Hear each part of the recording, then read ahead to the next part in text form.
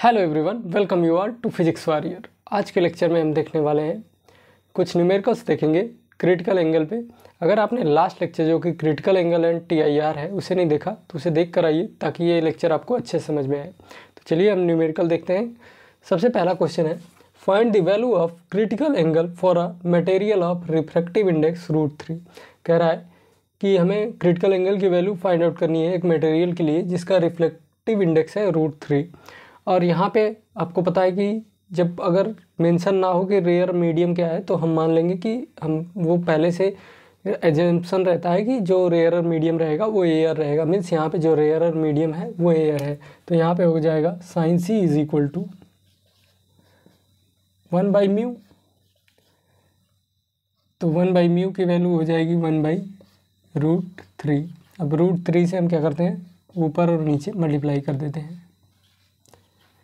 तो ये हो जाएगा √3/3। ये आएगी √3 की वैल्यू होती है 1.732 अपॉन में हो जाएगा 3। इसे हम डिवाइड करेंगे तो ये आएगा 0.5773। 0 3 5 15 3 21, इस तरह से 0.553 आएगा। तो C की वैल्यू हो जाएगी हमारे पास साइन इनवर्स 0.5773 और इसकी वैल्यू होती है 35.3 डिग्री के अप्रोक्स। तो जो हमारे पास क्रिटिकल एंगल आएगा वो 35.3 डिग्री आएगा। नेक्स्ट क्वेश्चन है, calculate the speed of light in a medium whose critical angle is 30 degree. अब हमें स्पीड ऑफ लाइट पता करना है मीडियम में जिसका क्रिटिकल एंगल है 30 डिग्री। अब आपको पता है कि sin c is equal to क्या होता है, sin c is equal to 1/μ। तो हम लिख सकते हैं μ is equal to 1/sin c। Mu की वैल्यू को क्या लिखा जा सकता है, म्यू क्या है, इस रेशियो है speed of light in vacuum upon speed of light in that medium. तो इसे हम लिख सकते हैं c/v means speed of light in air upon speed of light in vacuum. 1/sin c 1/sin 30 degree. तो यहाँ से हमें v फाइंड आउट करना है तो c इंटू साइन 30 हो जाएगा। c into sine 30 degree is equal to v। तो c की वैल्यू हमें पता है वो होती है 3 × 10⁸ मीटर पर सेकेंड।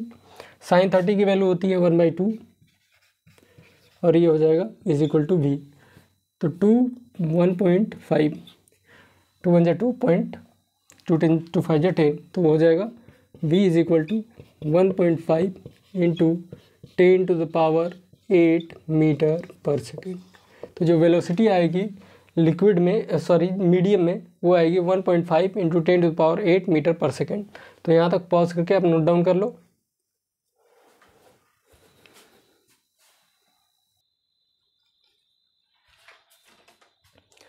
तो यहाँ पे है हमारे पास in the following ray diagram calculate the speed of light of unknown refractive index. इसलिए हमें कह रहा है कि हमें speed of light find out करनी है इस लिक्विड में जिसका हमें रिफ्रैक्टिव इंडेक्स नहीं मालूम है। रिफ्रैक्टिव इंडेक्स नहीं मालूम है लेकिन यहाँ पे हम रिफ्रैक्टिव इंडेक्स फाइंड आउट पहले करेंगे। साइन IC मीन्स जो ये IC क्या है, क्रिटिकल एंगल। मैंने आपको बताया था लास्ट लेक्चर में कि कहीं कहीं पे इसे IC भी दिखाया रहता है। तो ये फिगर में हमें दिखाया ये क्रिटिकल एंगल हमारे पास IC है, यहाँ पे IC है।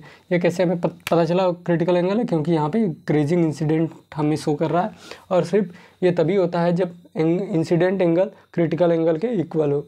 तो यहाँ पे अभी हम देखेंगे अगर साइन IC की वैल्यू हमें फाइंड आउट करनी हो, साइन IC की वैल्यू हमें अगर फाइंड आउट करनी हो तो हमें क्या चाहिए, परपेंडिकुलर अपॉन हाइपोटेनस।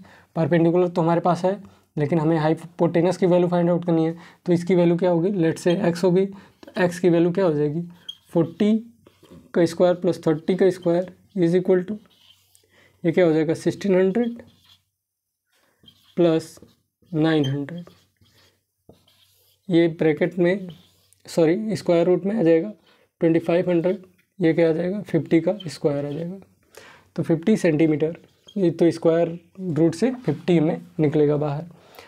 तो यहाँ से परपेंडिकुलर हमें क्या मिल गया, परपेंडिकुलर है हमारे पास 30 सेंटीमीटर और हाइपोटेनस है हमारे पास 50 centimetre. Centimetre centimetre cancel out हो जाएंगे, 0 = 0। अब आपको पता है साइन IC की वैल्यू क्या होती है, साइन IC ये होता है 1/μ के इक्वल। तो यहाँ से हमें रिफ्रैक्टिव इंडेक्स की वैल्यू क्या मिली, 5/3 मिली। अब यहाँ से हम स्पीड ऑफ लाइट निकाल सकते हैं। स्पीड ऑफ लाइट क्या होगा, यहाँ पे म्यू क्या है, ratio of speed of light in vacuum upon speed of light in air, sorry in that medium upon 5/3।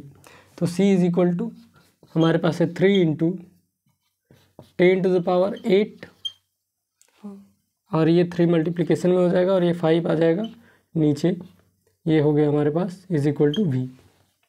3 × 3 = 9, 9/5 × 10⁸ 8, 10⁸ 8, 5 × 1 = 5, 0.58 × 40 = V। तो यहाँ से आ जाएगा हमारे पास 1.8 × 10⁸8 मीटर पर सेकेंड। यहाँ से हमारे पास वेलोसिटी इन लिक्विड आ जाएगी 1.8 × 10⁸8 मीटर पर सेकेंड। जैसा कि एक बार रिकॉल कर लेते हैं हम इसे, ये फिगर दिया था हमारे पास, इसमें हमें अननोन रिफ्रैक्टिव इंडेक्स का लिक्विड दिया है और हमसे पूछा था कि स्पीड ऑफ लाइट कितनी होगी। तो speed of light find out करने के लिए पहले हमें इसका रिफ्रैक्टिव इंडेक्स पता होना चाहिए।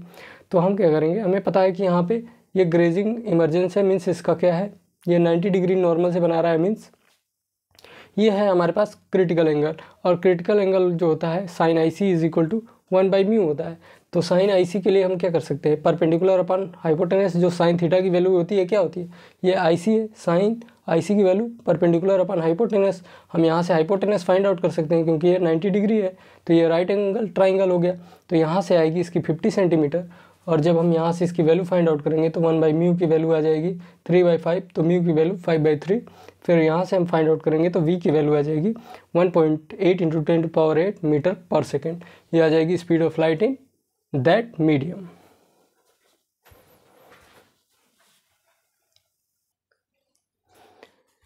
नेक्स्ट क्वेश्चन है, calculate the critical angle for glass air surface. हमें क्रिटिकल एंगल निकालना है ग्लास एयर सरफेस के लिए। If a ray of light which is incident in air on the glass surface deviated through 15 degree when angle of incidence is 45 degree. इसे हम figure बनाते हैं तो अच्छे समझ में आएगा। लेट सपोज दैट ये एक ग्लास स्लैब है,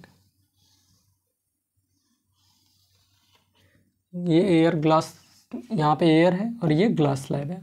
अब क्या कह रहा है, ये यहाँ पे एंगल जो इंसिडेंट रे आ रही है वो नॉर्मल से 45 डिग्री एंगल बना रही है। सिंपली सी इसका मतलब यही है, ये 45 डिग्री एंगल बना रहा है।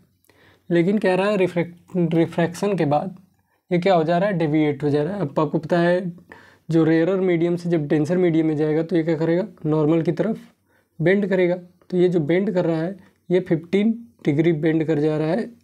अब जहाँ पहले इसको इस पाथ पे जाना चाहिए था लेकिन यहाँ से 15 डिग्री बेंड कर जा रहा है। तो हमें फाइंड आउट करना है इसका क्रिटिकल एंगल। तो अब क्रिटिकल एंगल फाइंड आउट करना है हमें। यहाँ से रिफ्रैक्टेड एंगल अगर फाइंड आउट करना होगा तो हम कैसे फाइंड आउट करेंगे। अब आपको पता है कि ये क्या है, ये इस तरह से था, ये अगर 45 डिग्री एंगल है तो ये भी 45 डिग्री एंगल होगा। लेकिन ये 45 यहाँ से डेविएट होकर ये क्या हुआ, इस तरह से एक रिफ्रैक्टेड रे बन गई, ये एंगल R बन गया। तो एंगल R प्लस 15 डिग्री को अगर हम प्लस कर दें तो क्या हो जाएगा, वो 45 डिग्री एंगल की इक्वल हो जाएगा। R plus 15 degree is equal to 45 degree. तो R इज इक्वल टू क्या हो जाएगा, यहाँ से 45 minus 15 is equal to 30 degree. तो R की वैल्यू हमारे पास यहाँ से आ जाएगी 30 डिग्री के इक्वल। अब यहाँ से हमें म्यू हम फाइंड आउट कर सकते हैं। म्यू इज इक्वल टू क्या होगा, sine I by sine R, sine I by sine R. Sine I की वैल्यू है हमारे पास, साइन 45 की वैल्यू होती है 1/√2 और साइन आर साइन 30 की वैल्यू होती है 1/2। तो ये हो जाएगा 2/√2। तो ये हमारे पास आएगी √2। अब क्रिटिकल एंगल फाइंड आउट करना है हमें। तो critical angle is equal to sine C is equal to 1/μ। Mu की हमें वैल्यू यहाँ से हमने फाइंड आउट की जो कि थी √2, तो यहाँ से आ जाएगा 1/√2। अब सी की वैल्यू फाइंड आउट करनी है तो साइन इनवर्स 1/√2। अब 1/√2 किसकी वैल्यू होती है, 45 डिग्री एंगल की होती है। C is equal to 45 degree, sine में 45 डिग्री एंगल की 1/√2 वैल्यू होती है। जैसे यहाँ पे हमने देखा साइन 45 की डिग्री की वैल्यू थी यहाँ पे 1/2। तो यहाँ तक पॉज करके आप नोट डाउन कर लो। यहाँ पे जो क्रिटिकल एंगल आएगा 45 डिग्री आएगा इस केस में।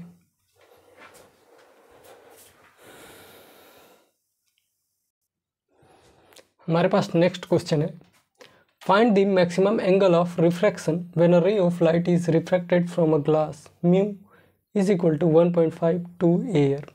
कह रहा है जब रे ऑफ लाइट रिफ्रैक्ट कर रही है ग्लास से एयर में तो कौन सा एंगल होगा, कितना मैक्सिमम एंगल पे रिफ्रैक्शन हो सकता है। तो अगर इसका रिफ्रैक्टिव इंडेक्स नहीं भी दिया रहता तब भी हम बता सकते थे, क्योंकि आपने देखा होगा जब मैं आपको लास्ट लेक्चर में बताया था कि मैक्सिमम एंगल तब होगा जब क्रिटिकल एंगल पे क्या करेगा, इंसिडेंट रे जाएगी तो क्या होगा, जो रिफ्रैक्टेड रे होगी वो नॉर्मल से 90 डिग्री बनाएगी। अगर उससे ऊपर हम इंसिडेंट एंगल को बढ़ाते हैं तो रिफ्रैक्टेड एंगल नहीं बढ़ेगा, मीन्स वहाँ से फिर रिफ्रैक्शन नहीं होगा। उसके बाद क्या होगा, रिफ्रैक्शन नहीं होगा, रिफ्लेक्शन होगा उसके बाद। तो इसकी मतलब मैक्सिमम है कहाँ पे, रिफ्रैक्शन जब तक ग्रेजिंग इमर्जेंस हो रहा है तभी तक रिफ्रैक्शन हो रहा है, मीन्स रिफ्रैक्टेड रे जो बना रही है वो 90 डिग्री बना रही है।